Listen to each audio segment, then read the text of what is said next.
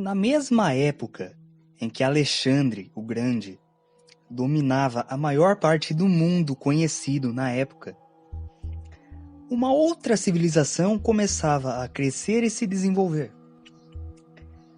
Roma.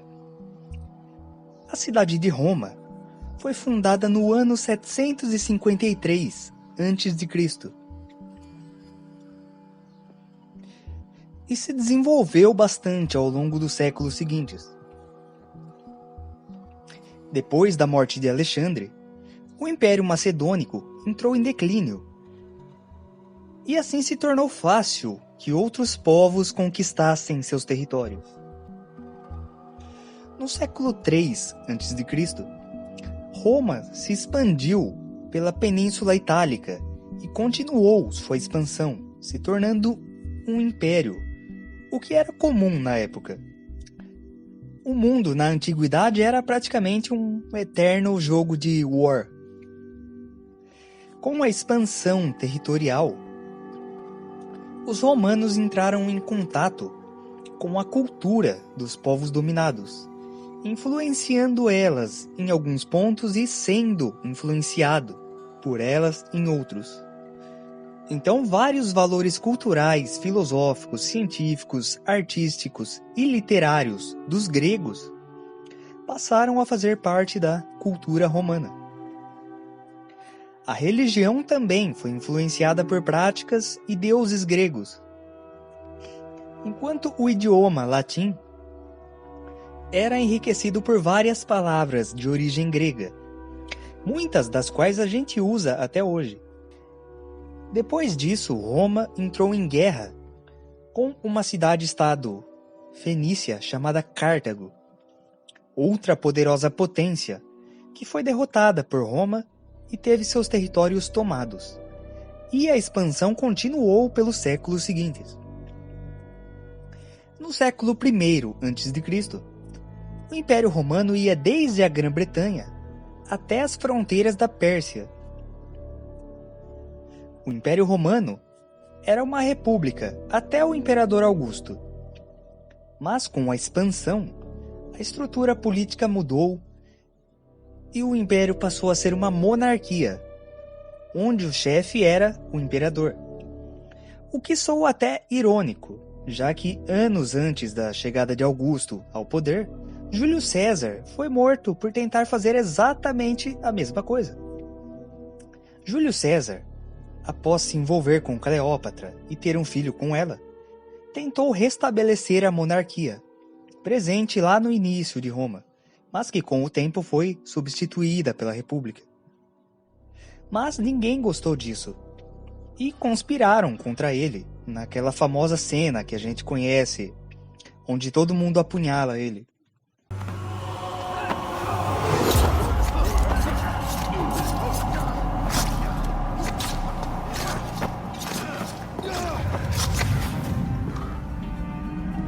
Até tu, Brutus.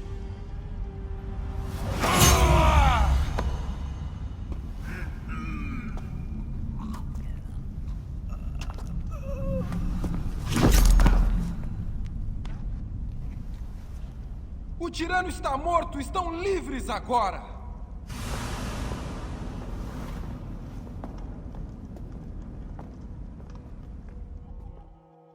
Depois da morte de Júlio César, começou um novo conflito entre Otávio, ou Otaviano, sobrinho do Júlio César, e um cônsul chamado Marco Antônio, para decidir quem ficaria com o poder. Bom, aqui cabe a gente voltar um pouquinho para trás na história. Quando Alexandre o Grande morreu, ele dividiu seus territórios entre 3 generais, e a região do Egito ficou com o general Ptolomeu, que passou a cuidar do local e deu início à dinastia dos Ptolomeus, que atravessou várias gerações, chegando até a Cleópatra, que foi a última rainha do Egito. Na verdade, o irmão da Cleópatra é que deveria governar o Egito, mas ela se aliou com Júlio César para matar o próprio irmão e se tornar rainha. Mas foi durante a invasão de Júlio César ao Egito que ocorre um dos episódios mais tristes para o conhecimento humano: a queima da Biblioteca de Alexandria. Durante um conflito, tudo pegou fogo e ali existia muito conhecimento. Esse episódio foi horrível para a história da humanidade e afetou os próximos milênios, e eu diria que nos afeta até hoje. Porque além de muito conhecimento médico, histórico e esotérico, ali também poderia, não estou afirmando nada aqui, mas muita gente acredita que poderia ter inclusive informações sobre Atlântida e Lemúria. Entre outras coisas, como registros sobre a construção das pirâmides e muitas outras informações. E como naquela época não dava para fazer um backup de arquivos na nuvem, né, tudo se perdeu. Mas como a gente já viu anteriormente, nenhum conhecimento se perde totalmente, uma vez alojados no inconsciente coletivo, e uma vez que tenham poucos indivíduos dispostos a levarem adiante esses conhecimentos, eles jamais se perdem. No entanto, o que já era restrito fica ainda mais. Depois que Júlio César morreu, a Cleópatra se aliou e começou uma relação com o Marco Antônio, que foi para o Egito viver com ela.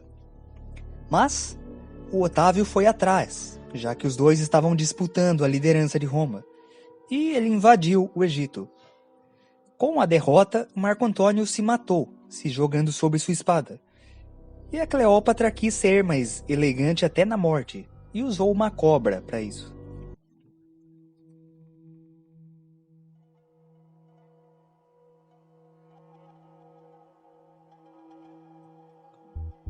Agora, Otávio tinha total controle sobre Roma, e em 27 a.C., passa a ser chamado de Augusto César, se tornando o líder absoluto do maior império que o mundo já viu. Na época de Augusto, o imperador era o líder espiritual de várias comunidades e povos distintos, e isso passou a ser regra no império. Em 14 depois de Cristo, ele morre e passa o poder para o seu genro, Tibério. E foi durante o reinado de Tibério que surge o mestre dos mestres. Muito pouco se sabe sobre a vida de Jesus nos anos anteriores ao início de sua pregação. Na Bíblia mesmo a gente só tem quando ele nasce, que é visitado pelos 3 reis magos, depois um episódio quando criança, que ele some, todo mundo fica procurando por ele, e quando acha ele diz que estava na casa de seu pai. E depois ele só volta a aparecer já adulto, sendo batizado pelo João Batista e começando a pregar. Isso aqui que eu vou falar para muitos é quase uma heresia e vai ser mal interpretado por muitos. Mas Jesus tinha conhecimentos em magia e esoterismo. Se a gente pega a Bíblia e lê nas entrelinhas, isso é nítido.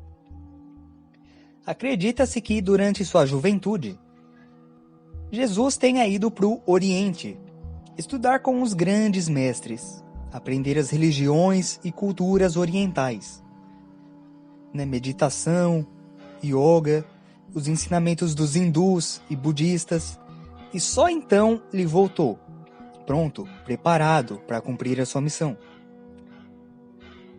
Há quem diga também que ele possa ter sido iniciado nas escolas de mistério, já que passou pelo Egito e pela Pérsia. Mas isso é especulação, ninguém tem como provar nada. Mas existem sim relatos históricos de um homem iluminado em várias regiões da Ásia no século I. Os próprios 3 reis magos vieram do Oriente, mas ninguém sabe quem são essas figuras. Elas só são mencionadas quando Jesus nasce e depois somem. Então, será que eles não estiveram presentes na formação de Jesus? Fica aí a dúvida. Quanto a serem reis, A gente não tem muita informação sobre isso. E pode ou ser erro de tradução da Bíblia, ou ser apenas um título. Agora, quanto a serem magos, acredita-se que era algo literal. Mas, enfim. Então, aos 30 anos, Jesus reúne seus discípulos, começa a pregar seus sermões, transmitir sua sabedoria e iluminar aquele pessoal ali. Isso tudo vocês já conhecem. A novidade para vocês talvez tenha sido saber que ele tinha conhecimentos esotéricos e viveu uma parte da sua vida no Oriente. Na verdade, enquanto os cristãos o veem como filho de Deus, para muitos ele foi um avatar. Avatar não é aquele do desenho, não. Avatar, no hinduísmo, é um ser divino, muito evoluído, que vem à Terra encarnando para cumprir uma missão, no caso trazer conhecimento e sabedoria a um povo de uma determinada região. Nesse caso, Jesus seria apenas um, como foi Buda, Krishna, Rama. Moisés também pode ter sido um avatar. Maomé, que vem mais tarde, depois desse período aqui. Zaratustra, Lao Tzu, Hermes Trismegisto, entre muitos outros. Há quem diga que o próprio Sócrates era um avatar. Essa crença de que ele era um deus, obviamente começou depois da sua morte, e se estendeu até o Império Romano tornar o cristianismo a religião oficial. E o Império pregou por toda a Europa, depois por toda a América, quando descobriram, cristianizaram todo mundo, e ele sempre foi visto como Deus para o mundo todo por causa disso. Mas sobre isso eu vou falar mais no próximo vídeo, então nada de spoilers. Voltando aqui.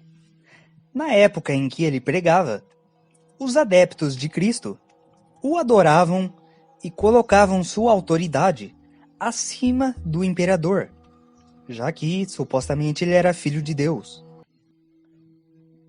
É claro que ele nunca pediu por isso, mas aconteceu. O imperador não gostou nada disso, primeiro por ter seu poder desafiado, e depois porque, como eu já mencionei, o imperador é que era o líder espiritual no império e todas as suas regiões conquistadas. Mas de espiritualidade verdadeira aquilo não tinha nada, era só um termo, mas impedia o surgimento e a expansão de outras religiões. Então tudo terminou como a gente bem sabe, Há quem diga também que um dos motivos da morte de Jesus foi porque os fariseus eram portadores de conhecimentos esotéricos, que obviamente deveriam permanecer ocultos. E eles passaram a querer a execução de Jesus porque ele estava revelando esse conhecimento às pessoas simples. É claro que essa revelação era por meio de parábolas, e de uma maneira que o povão não compreendesse totalmente, mas mesmo assim os fariseus não estavam gostando daquilo. Então eles ajudaram os romanos. E aí tem toda aquela história que a gente já conhece, O Herodes, Pôncio Pilatos, eu lavo minhas mãos, solte Barrabás, enfim. Dá para dizer que Jesus cumpriu a missão dele, para aquela época, não para 2000 anos depois. Ele transmitiu conhecimento, sabedoria e tudo mais. Depois da sua morte, surgiram vários povos, várias comunidades cristãs, que começaram a se expandir, mas apenas naquela região. E o Império Romano caçava todo mundo, não permitia nenhum cristão. O próprio Nero, o imperador Nero, aquele que tacou fogo em Roma, caçou um número incalculável de cristãos. Por isso até reza a lenda que o número 666 na Bíblia se refere a ele, a chamada besta, porque a somatória das letras do nome dele dá 666. E aí colocaram isso na Bíblia, nas entrelinhas, já que não poderia ser assim de forma clara. Mas eu já fiz um vídeo sobre isso, portanto eu não vou entrar em detalhes. Quem quiser, veja o vídeo onde eu falo sobre numerologia. Infelizmente, Cristo virou uma religião, coisa que ele nunca quis. Tanto sangue foi derramado no nome dele, tanto dinheiro roubado no nome dele, e ainda é até hoje. 2000 anos atrás, o cara entra no templo pistola, expulsando todo mundo na base do berro, para vocês verem que até ele se enfurecia. E hoje em dia o pessoal vem falar para quem é espiritualista que as pessoas têm que ser calminhas, não podem se enfurecer nunca. Tem que ser 100% zen o tempo inteiro. Se até Jesus ficava bravo.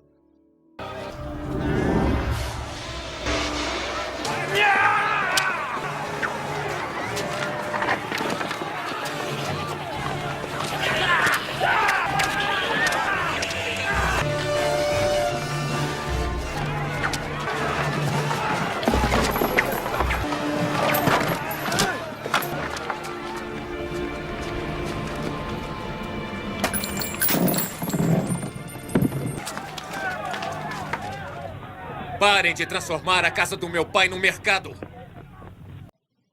Mas enfim, 2000 anos atrás, ele faz isso. Aí hoje você liga a TV e tem gente vendendo vassoura ungida, entre outras coisas mais absurdas, e cobrando preços monstruosos.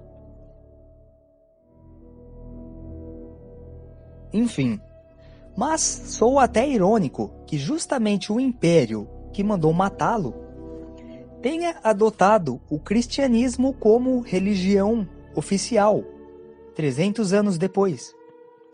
É claro que teve motivos políticos envolvidos, como a gente vai ver no próximo vídeo da série. Fiquem no aguardo. Esse termina por aqui. E não esqueçam do like, de compartilhar o vídeo, aquele ritual todo. Se inscreve se você não for inscrito.